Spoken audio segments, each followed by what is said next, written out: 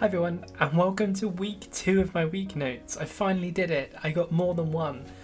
I'm always looking to improve these, by the way, so if you're watching this and you have any feedback, perhaps I talk too quickly, I talk too slowly, it's not very interesting, whatever it is, please drop a comment below or get in touch on Twitter or something like that. I'm always looking to improve. Okay, so this is week 2 of Weeknotes. It's also the second week of running my own business, Cluster Consulting. So I've got a lot to talk about this week, but I'm going to try and keep it really condensed. I'm going to try and keep it kind of high octane and ready to rock and roll. So with that in mind, let's talk about Weeknotes, what happened in the last week. Firstly, I've done a lot of work over the last couple of weeks and months since COVID hit to make sure that my working from home setup is completely dialed. It has everything that I could ever want in it. And it's so good. It's made life so much easier.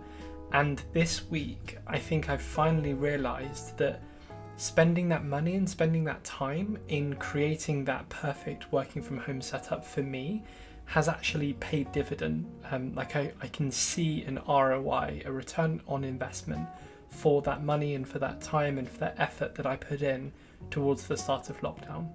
I spend probably most of my week in this same position or stood up a version of this, kind of looking at these same set of screens. And so for me, it's been really valuable to put that time and money and effort into it. But this is the first week where I've started to see like real clear benefits to investing in 3 different areas of my home setup. Firstly, audio. So you might notice I have a mic here.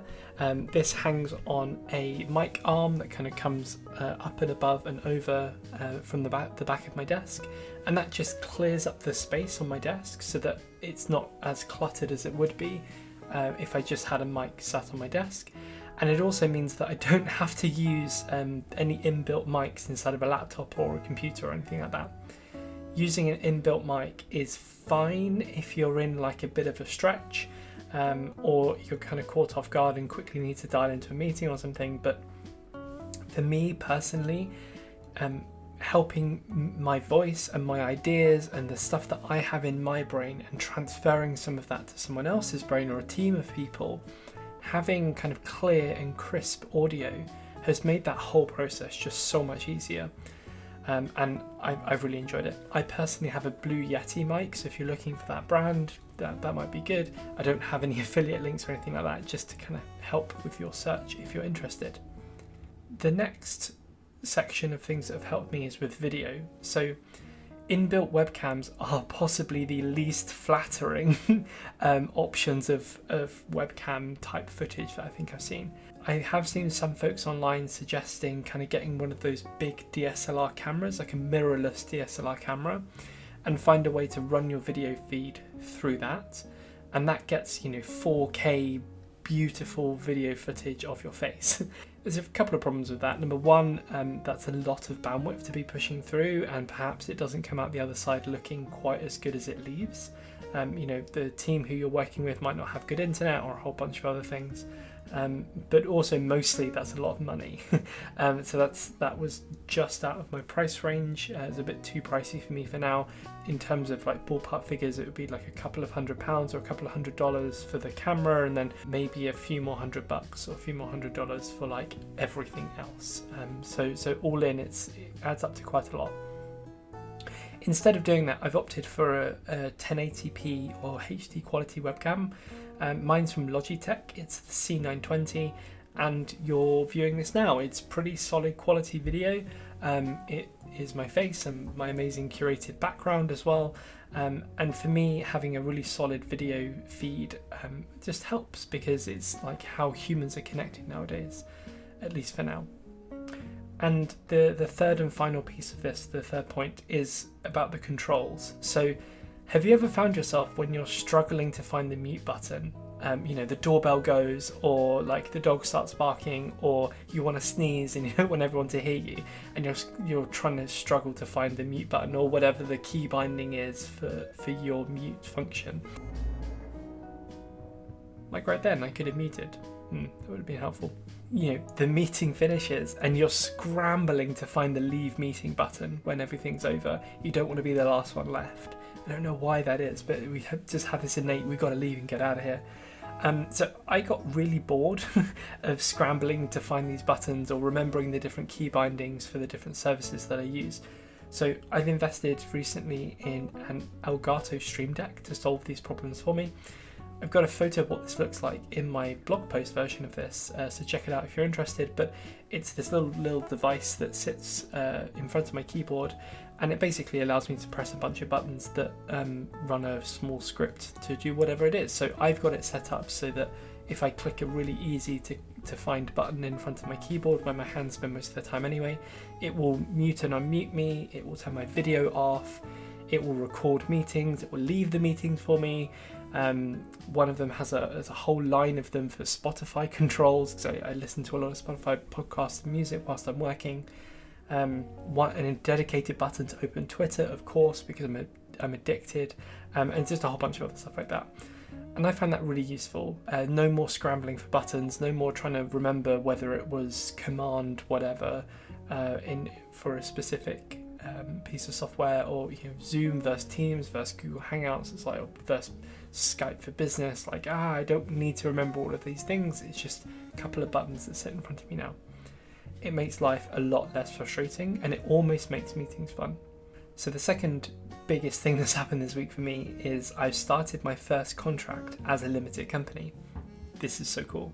It's been so much fun.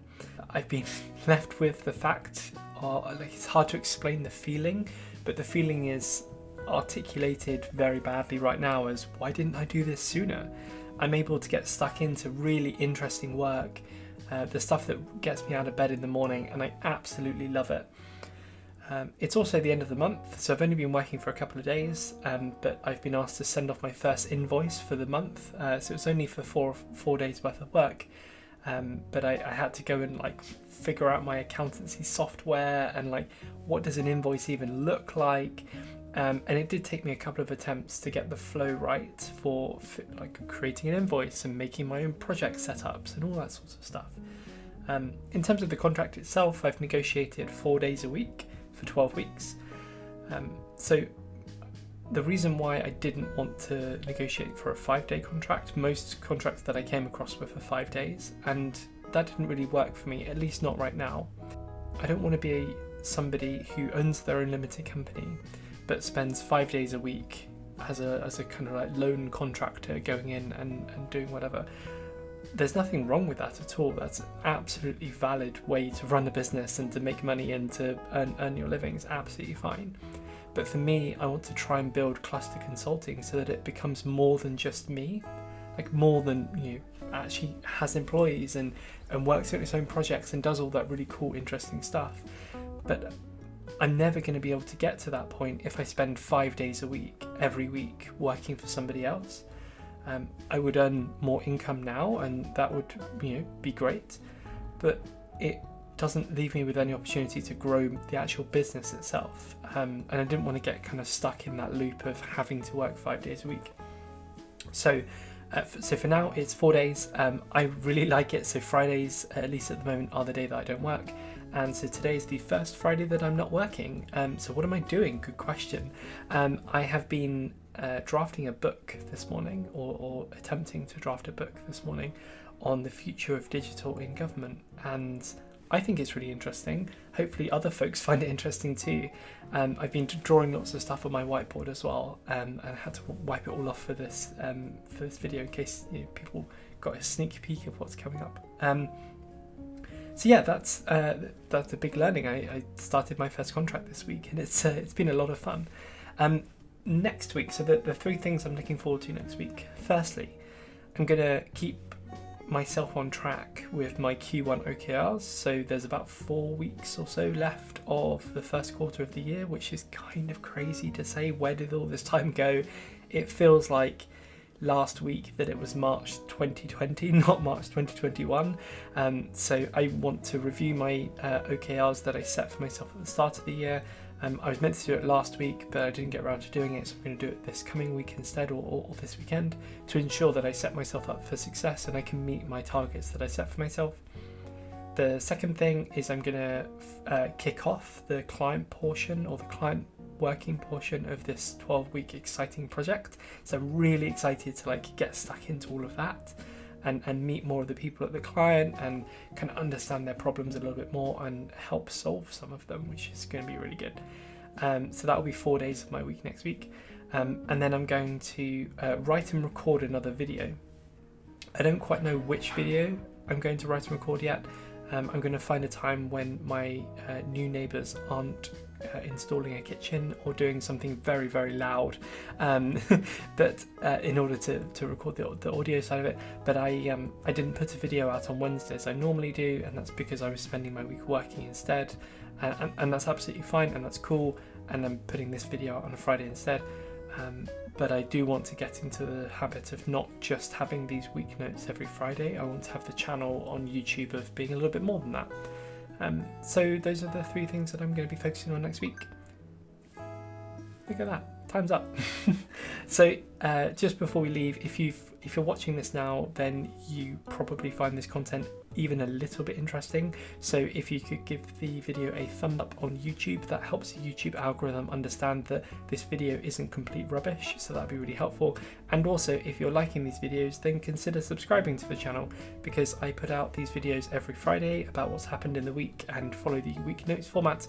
And I also, most of the time, put videos out again on a Wednesday as well on different topics.